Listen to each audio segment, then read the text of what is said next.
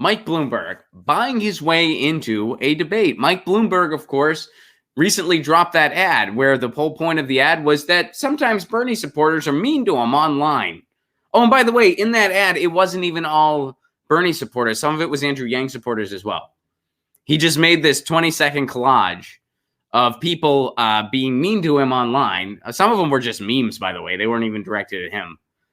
And the 20-second collage not only included multiple accounts being used more than once, so he couldn't even get all different accounts for about 20 seconds of a collage, but also different supporters. It wasn't all Bernie supporters. It was different supporters. There was at least a Yang supporter or two in there.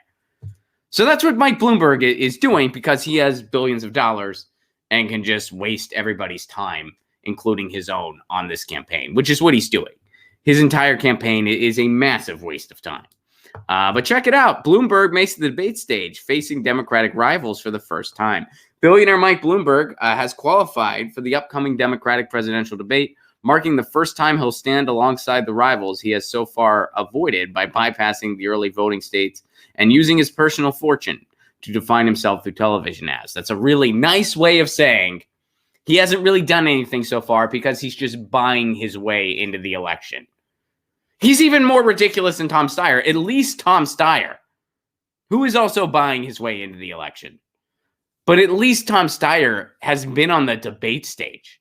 At least he has engaged in the debate. At least he has an issue he claims to care about, which is climate change. It's a little bit ironic considering he made a fortune exploiting the environment, and now he wants to fix the environment with the fortune that he made exploiting it. But at least Bloomberg's even worse than him, is my point. Tom Steyer at least talks about issues, at least shows up on the debate stage. Bloomberg hasn't even done that. He's shown up to the debate on Wednesday. And the former New York City mayor will appear in Wednesday's debate in Las Vegas alongside Sanders, Biden, Warren, Amy Klobuchar, and Pete Buttigieg. Now, as this article points out, the DNC recently changed its rules for how a candidate qualifies for the debate, opening the door for Bloomberg to be on stage and drawing the ire of some candidates who dropped out of the race for failing to make prior stages. Candidates were previously required to receive a certain number of campaign contributions to qualify, but Bloomberg, who is worth an estimated $60 billion, is not taking donations. So they scrapped that rule. So what are the rules exactly? Joseph shares this. So these are the rules. Now, keep in mind, they do this all the time. They make up the rules as they go. They being the DNC and the powers that be, they make up the rules as they go along. And usually as they're making up the rules, what they do is they try to get more underrepresented candidates that are, more for the working class generally, usually candidates that are anti-war, that have a smaller footprint because they don't take big donor money. They try to change the rules to get them off the stage as soon as possible. So they'll make these rules where campaigns that have less financial resources won't be able to meet them. Like they'll say things like, oh, you have to have a certain amount of offices in a certain amount of states. You have to have this many volunteers or not volunteers, but this many like campaign offices and staffers and stuff like that. Things that require financial resources. That's what they do. So that way they get the campaigns out of there that don't have as many financial resources. Probably because they're not establishment candidates. That's usually how that works out. But here's how they changed the rules to benefit Bloomberg. So here's the rules. Let's scroll down here. There were 3 ways to qualify for the debate. According to the rules by the DNC, a candidate could qualify by getting 10% and more in 4 national polls.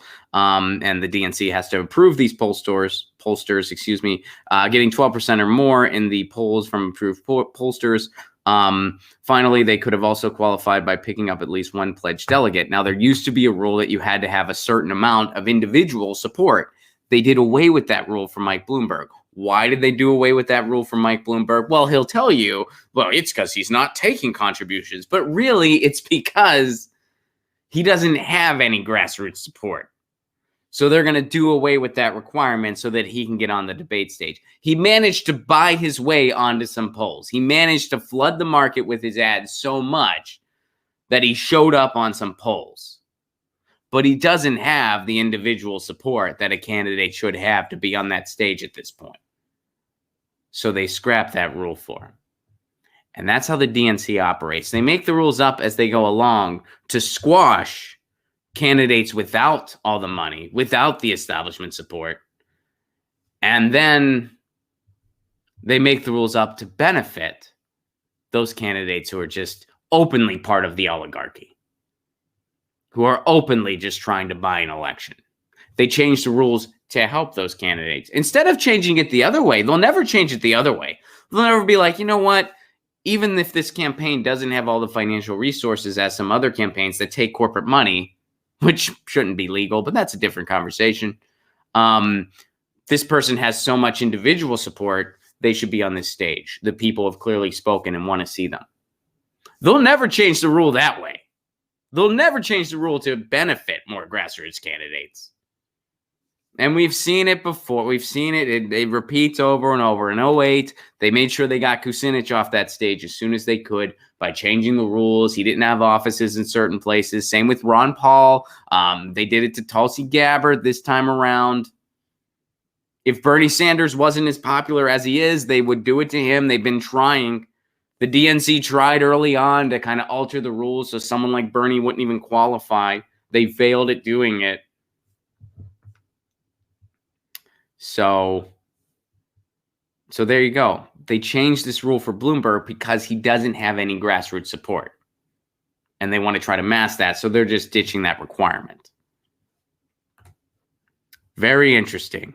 Very interesting. So Bloomberg's going to be on the debate stage on Wednesday. Mike Bloomberg, the stop and frisk guy, the guy who instituted stop and frisk, the guy whose big campaign ad is a bunch of talking dogs saying what a cool guy he is.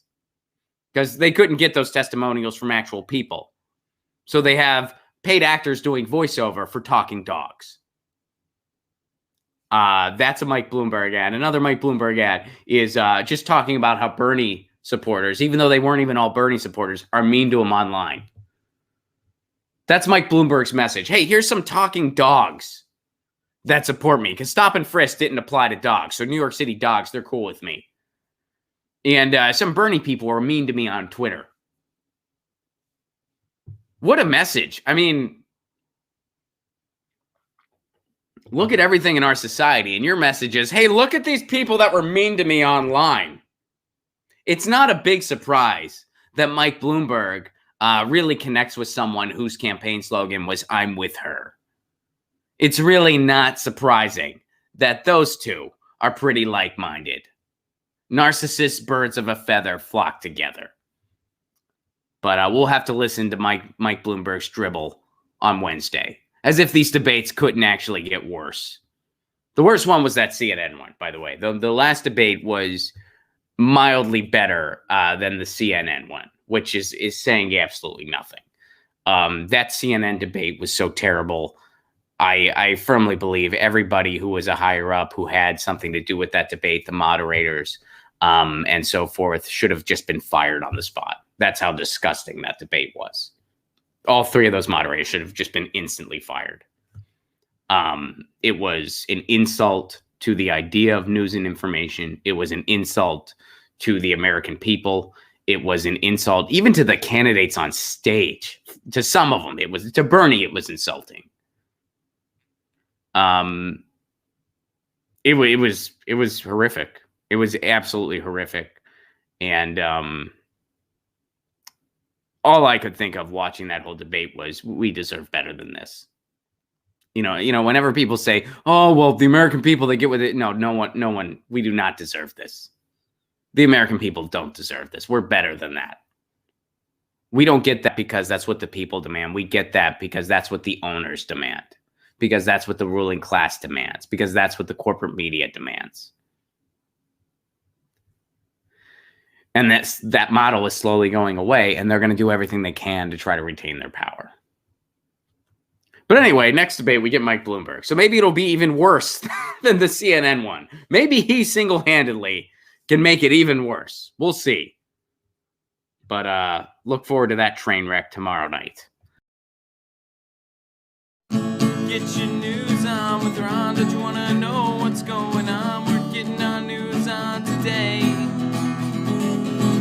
Get your news on with Ron. Don't you wanna know what's going on? We're getting our news on today.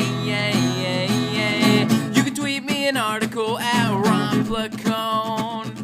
We'll go through it together and make it our own. Get your news on with